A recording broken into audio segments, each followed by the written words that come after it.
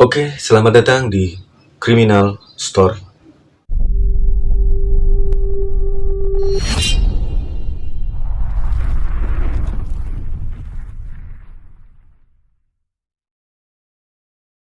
Gue bakalan angkat kisah kriminal yang berasal dari Indonesia, tepatnya di Pulau Gadung, dan mungkin ada sebagian teman-teman semua di sini yang emang udah familiar banget sama cerita ini. Cuma gue bakal ceritain ulang karena unik menurut gue dan seru juga gitu. Karena kasus ini ditemukan orangnya itu setelah 17 tahun kemudian gitu. Jadi selama ini tuh kemana aja cuy gitu. Bahasa baru ditangkap gitu kan.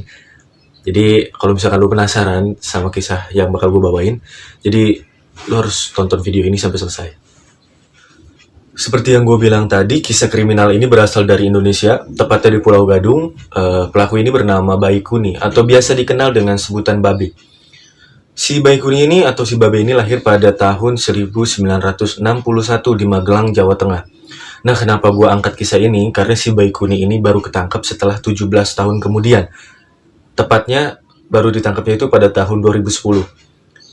Awalnya itu si Baikuni adalah seorang yang baik hati. Dia juga adalah seorang penjual rokok gitu. Dia mampu menampung segala anak-anak jalanan gitu. Dia mampu merawat anak-anak jalanan, padahal dia juga kesusahan cuy. Tapi dia mau merawat anak-anak jalanan itu, dan anak-anak jalanan itu udah kayak apa ya, udah nganggap dia itu sebagai orang tuanya gitu, karena apa-apa diturutin gitu, apa-apa ditolongin gitu kan. Nah, setiap harinya ini si Baikuni ini membawa 4 sampai dengan 5 anak jalanan ke kontrakannya untuk dia rawat, mulai dari ngasih makan dan apapun diurusin. Bahkan kalau ada anak jalanan yang nggak dapet duit di hari itu, dibikinin makan sama si Baikuni ini, walaupun seadanya lah. Pokoknya udah kayak anak sendiri lah gitu. Walaupun si Baikuni ini pekerjaannya cuma penjual rokok. Bahkan saking pernah satu ketika ada anak jalanan yang paling kecil dipalak gitu kan uangnya sama preman di situ, dan anak kecil ini ngadu gitu sama si Babe ini gitu. Katanya gini, Babe tadi aku dipalakin sama si preman. Gak pikir panjang si Babe atau si Baikuni ini langsung nyamperin gitu loh si preman itu, dan langsung abis-abisan cuy marah-marahnya si preman itu, dan disuruh balikin uang yang udah dipalak ini cuy. Nah, bener jadi pelindung anak-anak gitu loh, terutama anak-anak yang dirawat sama dia gitu kan, anak-anak jalanan. Sampai bahkan gak ada yang berani ganggu anak-anak jalanan yang dirawat sama si Baikuni ini cuy. Ngeri banget emang. Karena saking dijaganya gitu, bahkan ada yang sakit pun dia usahain cuy, gimana caranya obatnya dapet gitu. Terus atau gimana caranya biar sembuh dengan segala apapun. Nah, sampai kedengeran sama warga sekitar tentang kebaikan si Babe ini sama anak-anak jalanan cuy. Karena si Babe ini hanya seorang apa ya, penjual rokok, mau ngurusin anak-anak jalanan yang notabene emang beban gitu kan. Nah, singkat cerita pada tanggal 9 Januari 2010 warga sekitar pada kaget karena di si Baikuni ini diringkus sama polisi cuy. Semuanya pada heran segala macem.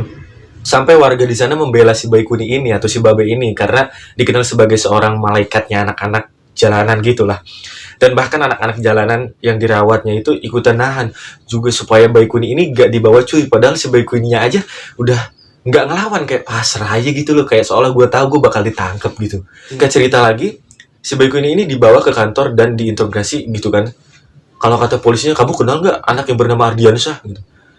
Nah, si Baikuni cuma diem doang gitu kan. Kemudian si polisi bertanya lagi gitu kan, kami kemarin menemukan 2 bagian tubuh yang terpisah di Jalan Raya Bekasi, kilometer 27 arah Cakung.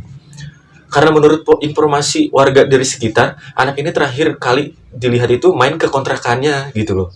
Tetapi tetap dengan diam seribu bahasanya si Babe ini cuy. Gue jelasin sedikit bahwa polisi ini dapat laporan dari salah satu orang tua korbannya, itu korban yang bernama Ardiansyah, yang pada saat itu berusia 9 tahun, yang menghilang gitu aja. Ardiansyah sendiri ditemukan tewas terpotong-potong pada tanggal 8 Januari 2010 dan kepalanya ditemukan sehari kemudian.